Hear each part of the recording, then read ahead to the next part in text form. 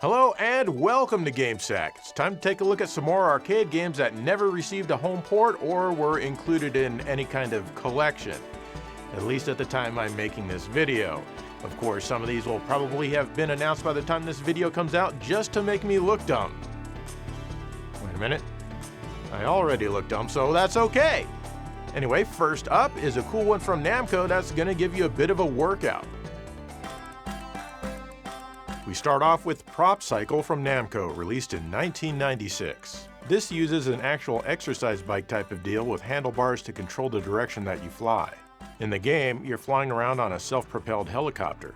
The faster you pedal the real-life exercise bike, the faster you go in the game. Your goal is to pop all of the balloons in a stage, at least the ones with an assigned point value like 50, 100, 200, and so on. These all need to be popped within the time limit. There are other balloons in the stage which will add to your overall time, but you don't need to get these in order to complete the stage.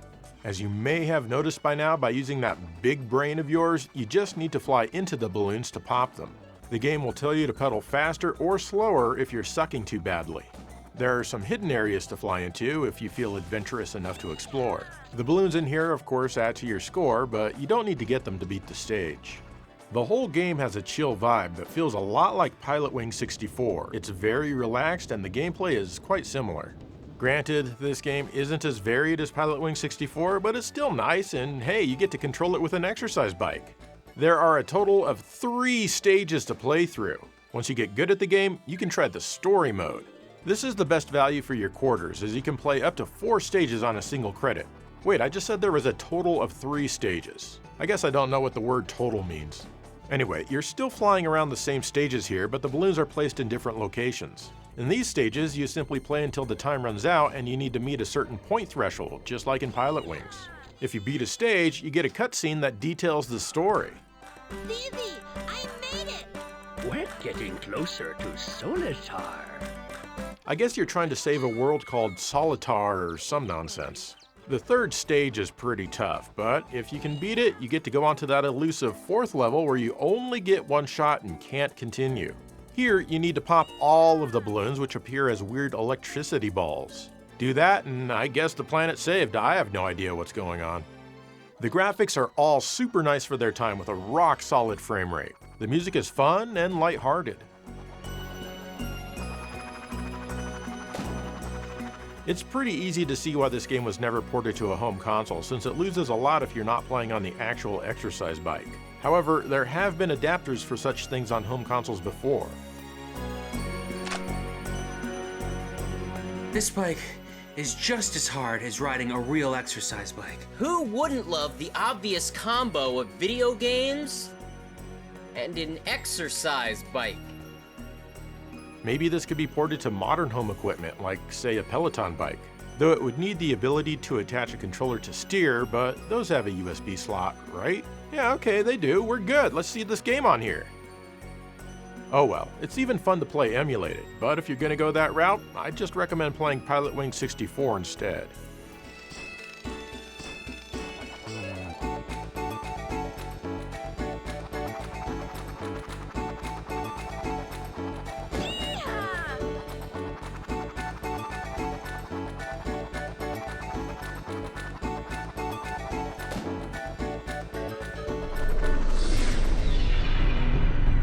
This is Gaia Crusaders from Noise Factory. This was their first game, and it was released in 1999. Noise Factory would later go on to partner with SNK for a bunch of Neo Geo games like Sengoku 3, Metal Slug 4 and 5, and some other stuff. This is a beat-em-up where you can choose from 5 different characters. The game gives you a punch button, a kick button, a jump button, and a magic button. When you press these buttons, they do the actions that I just described to you. In order to use magic though, you need to collect magic orbs. These are stored underneath your life meter. Each one results in any number of special attacks depending on the color. You can also pick up orbs to refill your life, as well as meat, which will do the same thing. If you press punch, kick, and jump together, you'll do a special attack which will drain a bit of your life bar regardless of if it connects or not. Sometimes there are weapons for you to pick up and use with the punch button. The animation of the characters is all really good. Both you and the enemies look great. The backgrounds are rather boring to look at though, as they're obviously pre-rendered and just not very interesting. The stage design is also fairly basic. Some of the bosses are really cool though, like this one. The music is also cool. It has that streaming sound quality of Noise Factory's Neo Geo games, right down to it being completely in mono. It's honestly the best part of the game. As a whole, the game is a touch boring. I can't imagine anyone wanting to play through it more than 1 or 2 times, but it is worth a trip just out of curiosity. It never came home because by 1999, we as a society were done with 2D games forever. If it wasn't crammed with polygons, we did not want it. The Neo Geo, of course, was the exception to this rule.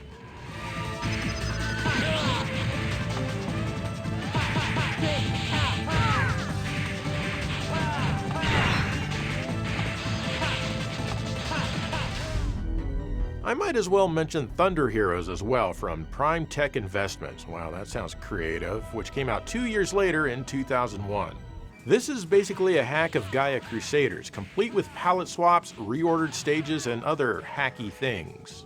There's some conflicting information on the internet regarding if this is licensed or not, but I'm gonna guess that it probably isn't. Otherwise, why would they go through the trouble of recoloring so many things? And why isn't Noise Factory credited anywhere? I mean, this is still mostly all their work. One thing that I do like though is that it plays much faster, and as a result, it is a lot less boring. Don't get me wrong, it's still a bit ho-hum. The game is also shorter than Gaia Crusaders with fewer stages, so at least you'll be bored for a shorter amount of time. I wish Gaia Crusaders ran at this speed or maybe a hair slower and used actual artworks for the backgrounds.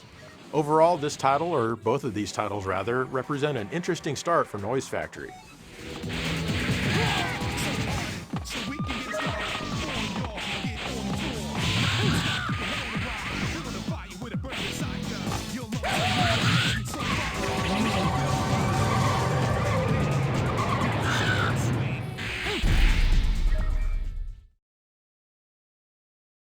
Up next, I've got 2 more from Namco for you.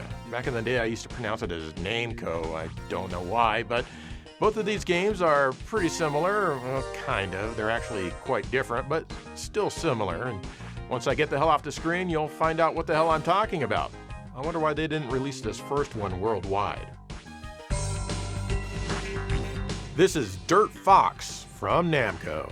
It was released only in Japanese arcades in 1989. This is an overhead rally racing game.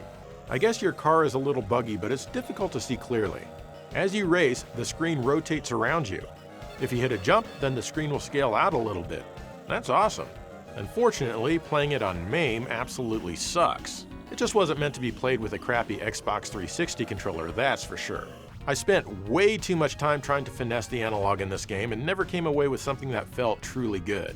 With proper controls, this one was probably a lot of fun, though I've never seen a real cabinet. I'm thinking that might be because it was only released in Japan, like I mentioned about a couple dozen seconds ago or so. Anyone remember that?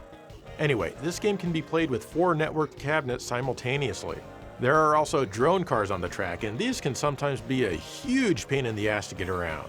Again, let me remind you that I'm using an Xbox 360 controller. It's rather difficult to be precise with it in this particular game.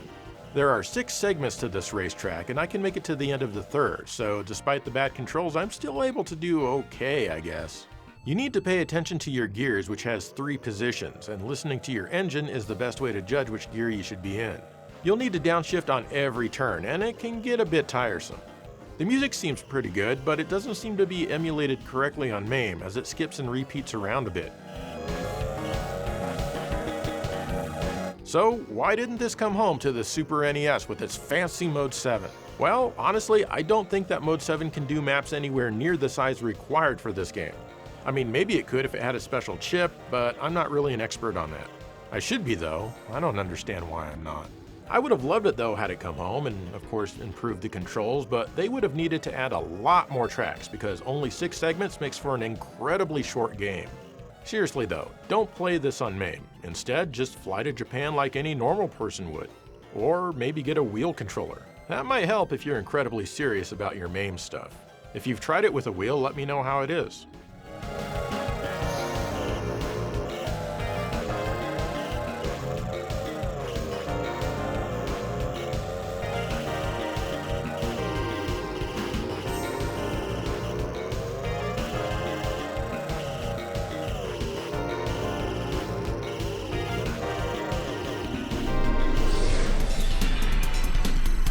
Another Namco rally racing game with dirt in the title is Dirt Dash, released at the end of 1995. This one changes things up to a 3D view. I don't think it's an official sequel or follow-up to Dirt Fox. Both games are just dirty, I guess. Instead, it's basically Namco's answer to Sega Rally, which had come out the previous year in the arcades. Namco always released Me Too versions of Sega arcade games. Yeah, I said it. That certainly doesn't mean they're bad though, and this one is lots of fun.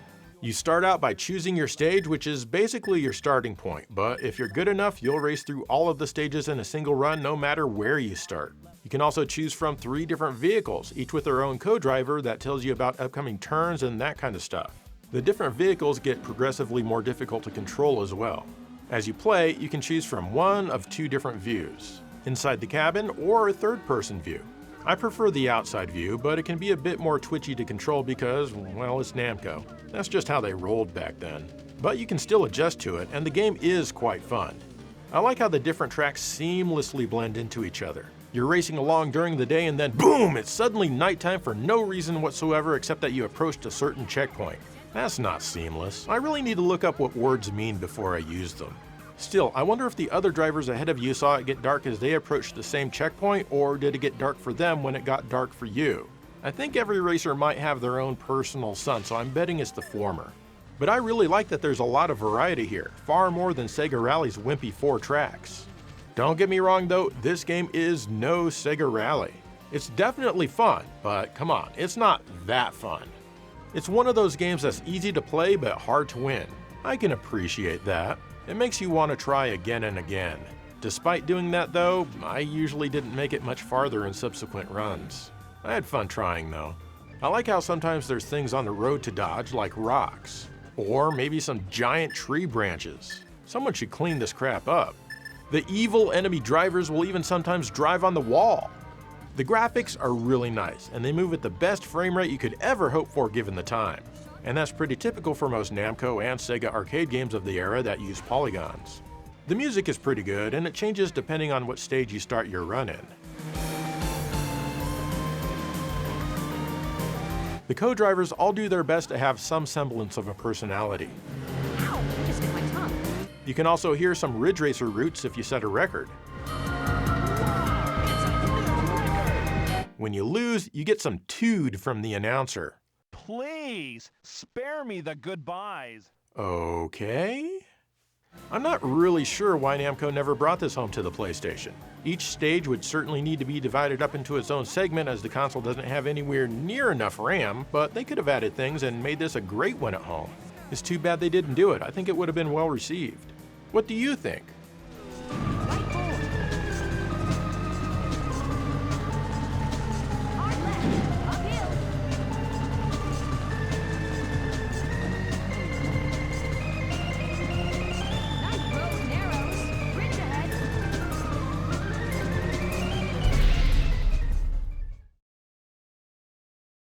Next, I've got 2 beat-em-ups for you. Yeah, I've already covered a beat-em-up in this episode. Well, technically 2, I guess, but I'm going to cover 2 more and you're going to like it. Okay, there's actually not a whole lot to like about this first one. This is Guardians of the Hood from Atari, released in 1992. This is a super awesome beat-em-up which features incredible gameplay and amazing graphics. Okay, I'm kidding about that. About all those things. You start out by choosing your fighter, and up to 3 players can play at the very same time. You're off to defeat all of the different gangs in your hood, and they're all controlled by Michael Jackson apparently, I don't know. The control is not great. You have several buttons, most of which are attacks, and one that's a defensive posture. You can do many different attacks, but none of them are quick or easy to pull off, much less connect. You can pick up objects by pressing 2 different buttons and then use or throw them by pressing an attack button. The enemy can do the same, and they will throw a lot of things at you. This includes drug dealers and even homeless people. You also have magic, but using magic is a bit of a pain to use. It also seems incredibly out of place in this game. The environments you fight through are seedy, and you'll see some crazy stuff in some areas, but it's all pretty PG rated. The enemies don't have any life bars, but when they're close to death, they'll flash red.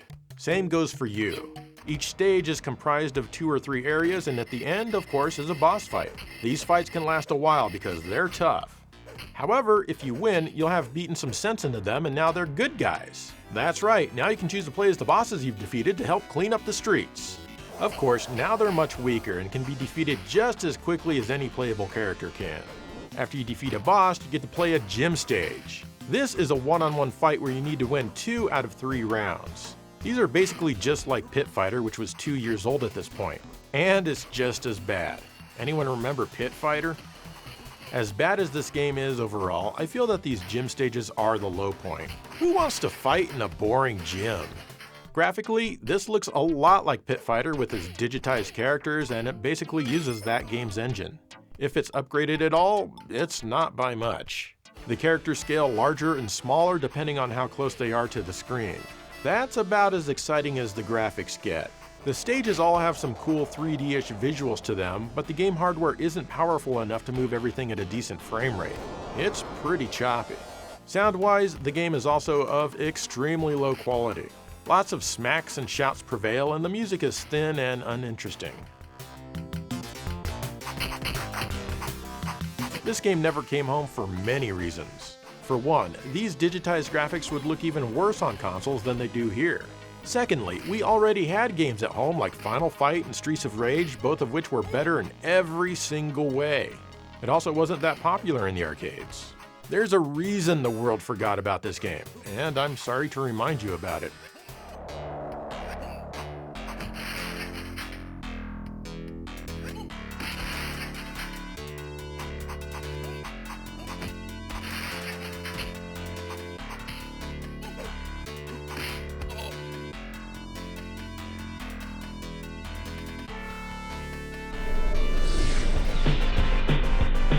A similar game is Big Fight, Big Trouble in the Atlantic Ocean from Tatsumi, also released in 1992. And will you look at that? This beat-em-up is much more pleasant to look at and play. The entire game takes place on a rather large ship. It's probably sailing in the Atlantic Ocean is my guess. At the beginning, you get to choose from 3 different characters. The gameplay is pretty simple. You can attack and jump. If you press both of these buttons simultaneously, you do a special attack which can hit all enemies around you. You lose a small amount of life, but only if the attack connects. That's right, Gaia Crusaders, this is how to do it. Once your life gets really low and you get knocked down, a meter will appear. If you can mash the buttons fast enough, you'll get up with a free special attack and be electrified for a bit. During this time, your attacks are supercharged. Sometimes at the end of an area, you can choose your route, but it doesn't seem to matter much as you'll eventually play through all of the stages. Of course, each level ends with a boss fight. Just like Guardians of the Hood, once you beat them to their senses, they join you. They become instantly selectable to play. I love the dialogue when this happens. Now I came to my sense. Can you take me into partnership? Sure.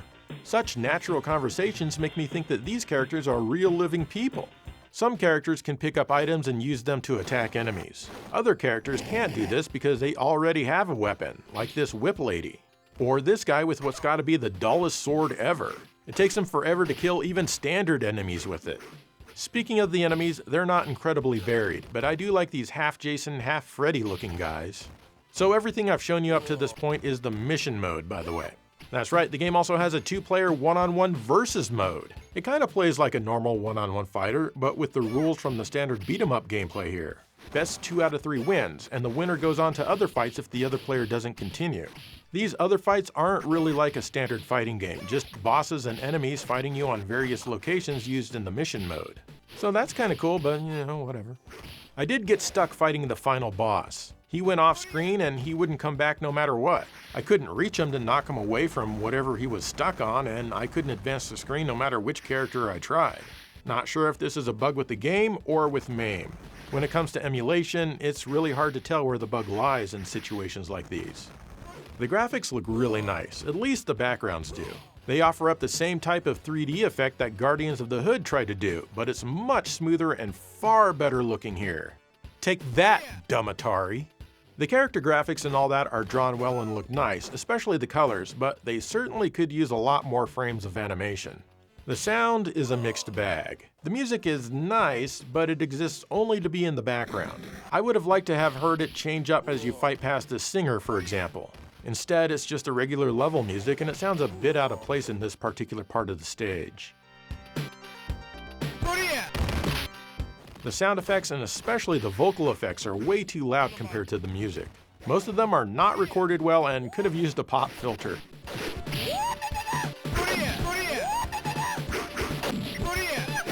As a result, the sound can kind of get a little tiring. So, why wasn't this ported home? Well, for one, Tatsumi developed and published this themselves, and they really didn't have much of a home presence. They could have licensed this title out for someone else to distribute, but again, games like Final Fight and Streets of Rage were better and more popular. I'm just glad that I played it after Guardians of the Hood, as it's a great palate cleanser for that.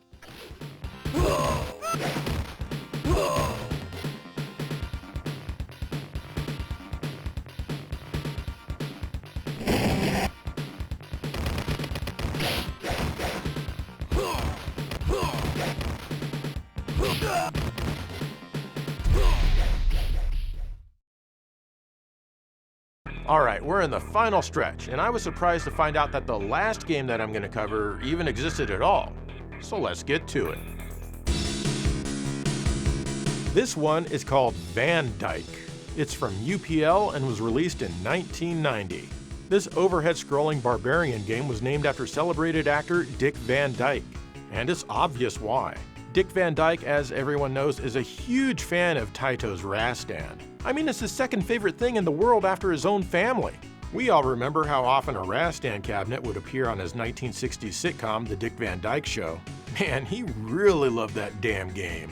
So, UPL fabricated a similar barbarian game to get his attention that would fit right in Rastan's world, only it plays from an overhead perspective. You have an attack, and you can even jump. You start out with a sword which has a fairly short range, but you can pick up a few different weapons as well. These can appear just sitting there on the ground or in diamonds and treasure chests which offer up a roulette wheel of items and weapons. You have a mace which can be swung around and it has a nice reach.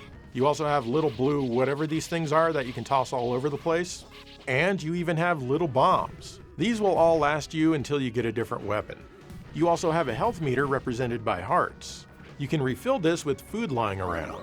Sometimes there's a shield-looking icon that'll initiate a type of screen-filling bomb attack when you touch it. Then there's your attack strength, which is represented by the flexing bicep icons. You can find these laying around on the ground or in roulette wheels to help you power up a bit. These will last until you continue. Speaking of which, if you have to continue, you'll be set back to a checkpoint. But when you just die normally, you'll respawn right there. Even with that, this game can get pretty tough with the enemies swarming you. There are also mimic treasure chests here and there, and some of these are impossible to avoid. Sometimes you'll even need to do a little bit of platforming. I had a lot of fun with the stage, even though it took me a bunch of tries to finally get past it. Naturally, a boss awaits you at the end of every level. Graphically, it's okay for 1990. There's some color in a few of the stages, but many are very monotone in color and overall level design. The audio is also okay. The music is bombastic and appropriate, but certainly nowhere near as fun to listen to as the stuff in Rastan.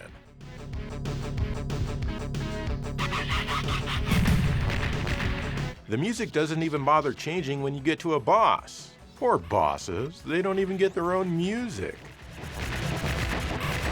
The sound effects are super repetitious, but I find some of them kind of funny. Like here, when it tells me to jump. Jump, jump, jump, jump, jump, jump. I think telling me only once would have been fine, but apparently not. At the end of the day, this game is worth playing, but it's no classic. Dick Van Dyke was, unfortunately, not impressed, despite the game's title being 66.66% of his own name.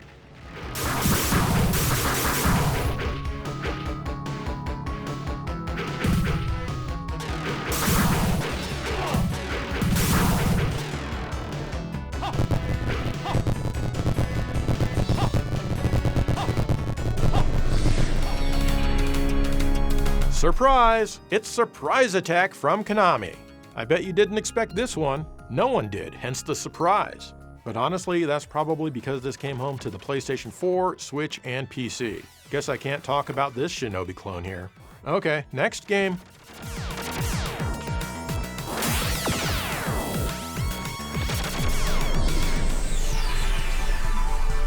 Virtua Cop 3. Here's Virtua Cop 3 from Sega. That's right, they actually made a third game in the series. It was released in 2003 on the Chihiro arcade hardware, which is basically just an Xbox with a little bit more RAM maybe. You're back in action shooting a bunch of criminals doing illegal things, though this game really feels like a departure from the series. Gone are the shrinking targets around the enemies when they appear from the previous two games. That was such a cool aesthetic and it was instantly recognizable. Here, they instead have timers, which, I'm sorry, it just isn't as cool. You can still shoot innocent civilians who pop up like idiots, and this will cause you to lose a life.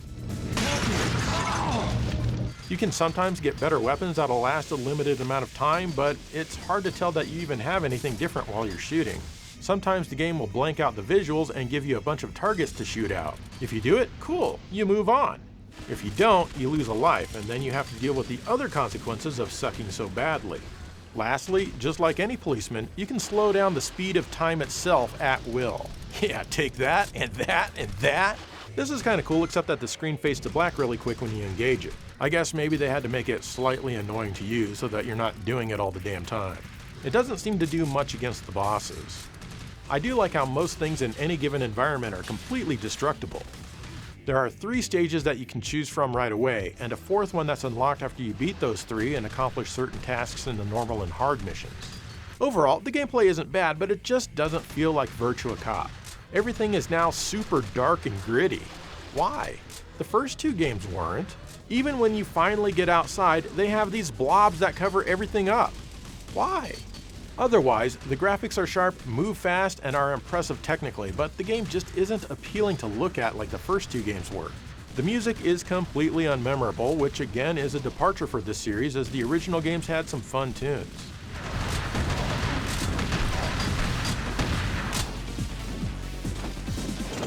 Supposedly, this game was going to come home to the Xbox, but it was cancelled because Sega didn't want to make a light gun for the console. I mean, that's what it says on Wikipedia. I can confidently say that's 100% wrong, as they had no issue releasing The House of the Dead 3 on the Xbox without making a light gun. They probably didn't release it because honestly, there's really not much that's special about it.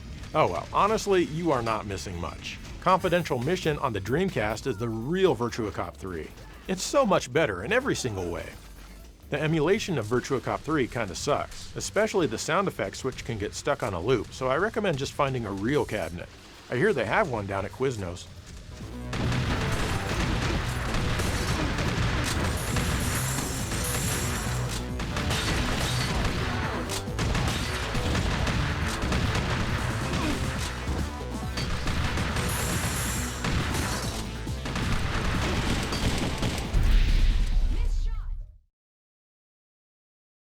And there you go, more arcade games that stayed in the arcade. I would have had fun with quite a few of these had they come home. But how about you? Would you have played home ports of any of these games? And what are some other games that were, well, left in the arcade? Let me know. In the meantime, thank you for watching GameSack.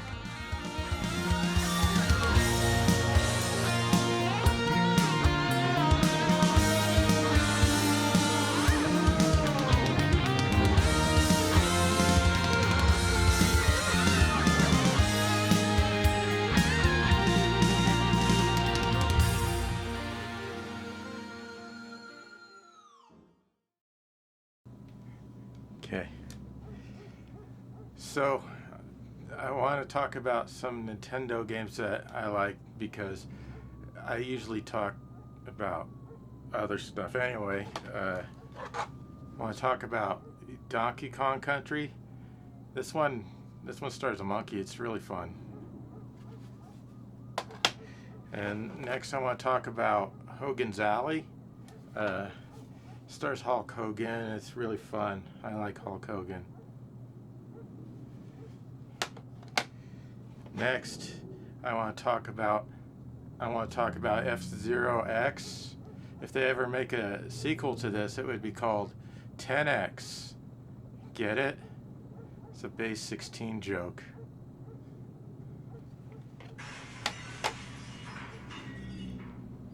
What? I think someone may have broken into my house. So okay, that's Tough Enough. No, I don't want to talk about that one. A gauntlet? Ew, gross. This is an illegal game. It's not licensed by Nintendo. Gross. Secret of Mana. I wonder what the secret is.